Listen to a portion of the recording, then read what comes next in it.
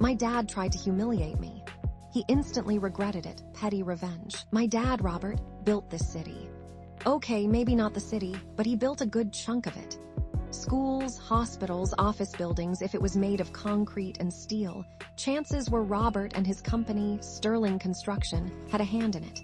He never let me forget it either. I graduated college with a degree in environmental science, something I was actually passionate about, only to be guilt-tripped into taking a temporary job at Sterling as an assistant project manager. My dad's reasoning: learn the family business, Liam. It's in your blood.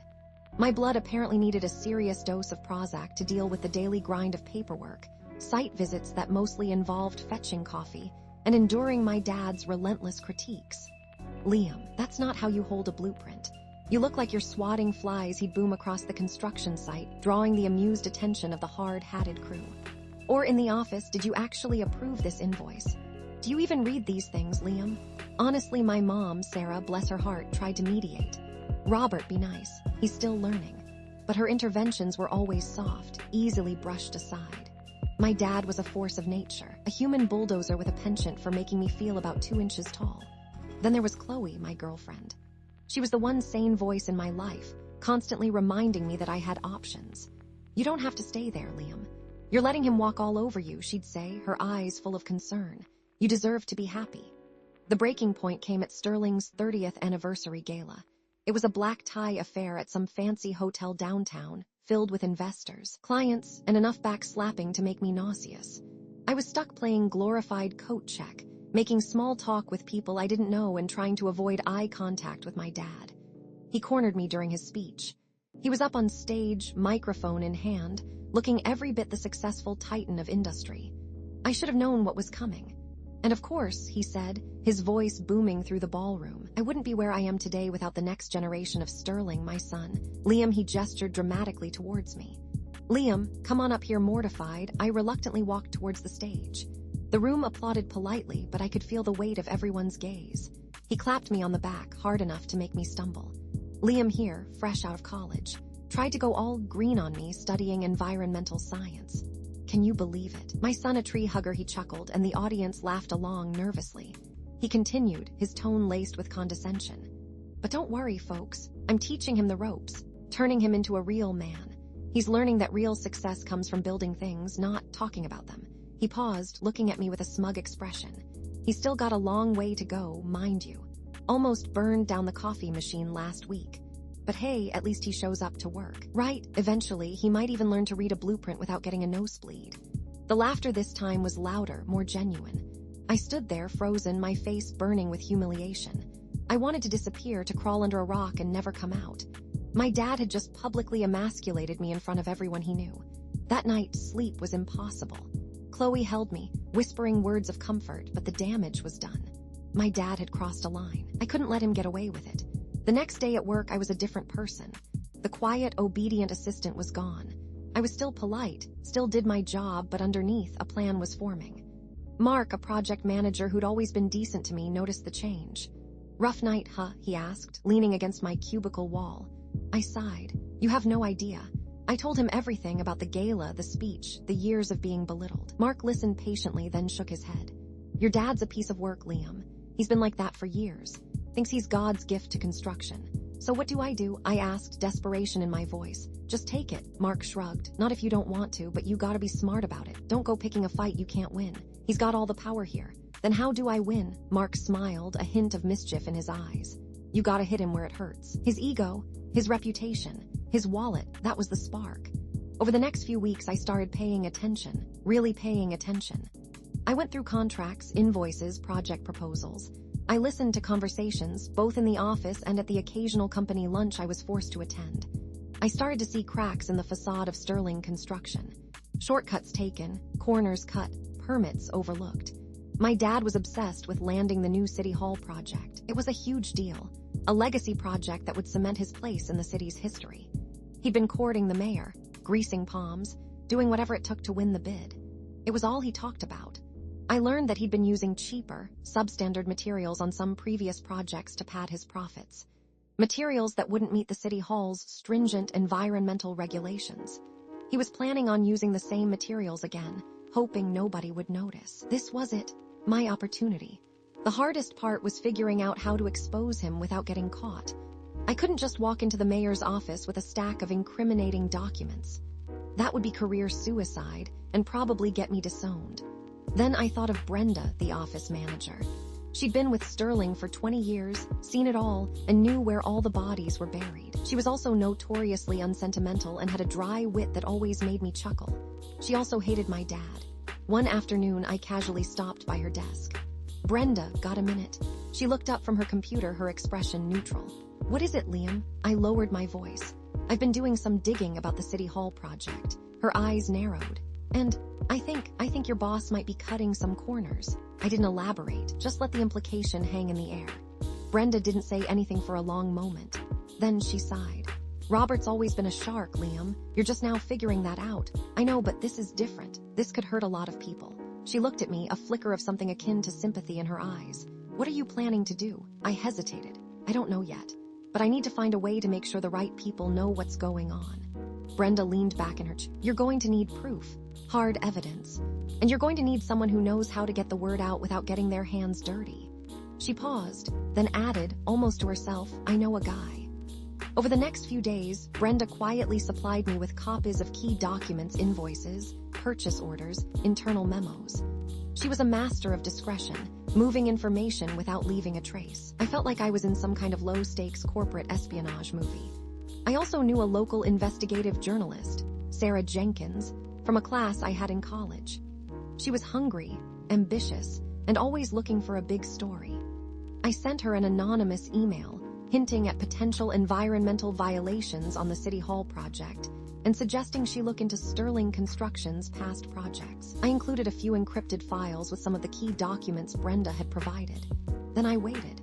It was agonizing. I felt like I was walking on eggshells, constantly afraid that my dad would find out what I was up to. Finally, the day arrived. The day my dad was scheduled to make his final presentation to the city council and potential investors.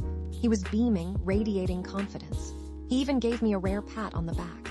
"Today's the day, Liam, today. We make history." I just smiled weakly and mumbled something about hoping it went well. The presentation was held in the city council chambers. The room was packed. My dad was in his element, charismatic and persuasive. He was showing off architectural renderings, talking about the project's innovative design, and promising to deliver the City Hall on time and under budget. Just as he was wrapping up, Sarah Jenkins stood up. "Mr. Sterling," she said, her voice clear and unwavering. "I have a few questions about Sterling Construction's environmental practices." My dad's smile faltered. "I'm sorry, who are you?" "Sarah Jenkins, with the City Gazette." I'm not sure I understand what this has to do with anything he said, his voice losing some of its confident bluster. But I would be happy to take questions after I wrap up. "I think these are questions you need to answer now. Are you aware that Sterling Construction has been using substandard, non-compliant materials on several of its recent projects?" The room went silent. My dad's face turned red. "These are outrageous allegations," he sputtered. "I have no idea what you're talking about." Sarah Jenkins wasn't backing down.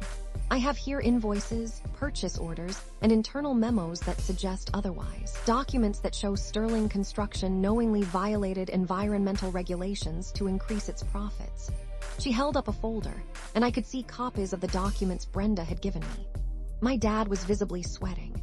He stammered, tried to deny the allegations, but Sarah Jenkins kept pressing him, citing specific examples and quoting from the documents. The city council members looked stunned. The investors shifted uncomfortably. The atmosphere in the room was thick with tension. Finally, the mayor intervened. "Mr. Sterling, I think we need to postpone this presentation. We need time to investigate these serious allegations." My dad's face was a mask of fury. He glared at Sarah Jenkins, then at the city council, then finally his eyes landed on me. He didn't say anything, but I knew. He knew somehow that I was involved. The aftermath was chaotic. The city council launched an investigation. The investors pulled out of the City Hall project. Sterling Construction's reputation was in tatters. My dad was furious. He confronted me in his office, his voice shaking with rage. "Did you do this, Liam? Did you set me up?" I looked him in the eye, trying to appear innocent. "I don't know what you're talking about, Dad. Don't lie to me," he roared. "I know you're behind this. You always hated this company. You always hated what I do." "That's not true," I said, my voice barely a whisper. I just wanted you to do things the right way." "The right way?" he sneered. "The right way is the way that gets things done. The right way is the way that makes money." He ranted and raved for what felt like hours, accusing me of betrayal, of ruining his life, of being a disappointment. I stood there and took it, feeling a strange mix of guilt and satisfaction. My mom tried to play peacemaker, but it was no use. My dad was too angry, too hurt, to listen to reason. Over the next few weeks, things at Sterling Construction were tense. My dad barely spoke to me. The atmosphere in the office was poisonous. I knew I couldn't stay there much longer. The City Hall project was dead. Sterling Construction was facing lawsuits and investigations. My dad's empire was crumbling. One evening, a few weeks after the presentation debacle, my dad called me into his office. He looked tired, defeated. The bluster was gone, replaced by a weary resignation. "Liam," he said, his voice softer than I'd heard it in years. "I've been thinking about what happened. I braced myself for another lecture, but it didn't come. Maybe I was wrong," he said, his gaze fixed on the floor. "Maybe I pushed you too hard. Maybe I didn't listen to you. I didn't say anything, just waited for him to continue. I'm not saying what you did was right," he said, looking up at me. "But I understand why you did it." He sighed. "I've always been so focused on building things, on making money, that I forgot about what really matters. I forgot about family."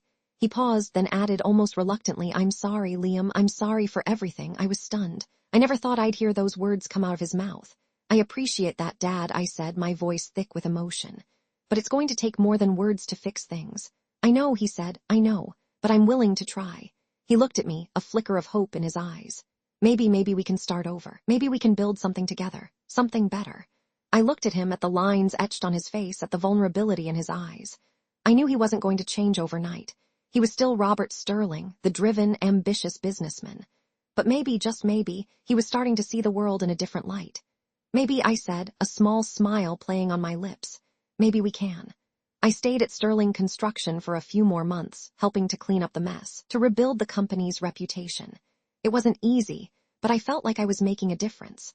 I was using my environmental science background to implement more sustainable practices, to make sure Sterling Construction was doing things the right way. Eventually, I decided it was time to move on. I found a job with an environmental consulting firm, working on projects that aligned with my passions. I was finally doing what I loved, and I was good at it. My relationship with my dad remained complicated. We still had our arguments, our disagreements, but there was a newfound respect between us, a grudging understanding. He'd stopped trying to control me, to mold me into his image. He'd finally accepted me for who I was. Sometimes I'd drive past the City Hall construction site, now being built by a different company. I'd feel a twinge of guilt, a pang of regret. But then I'd remember the gala, the humiliation, the years of being belittled, and I'd know that I'd done the right thing. I'd stood up for myself. I'd found my voice, and I'd finally earned my dad's respect, even if it was the hard way. The petty revenge had tasted sweet, but the real victory was finding my own path.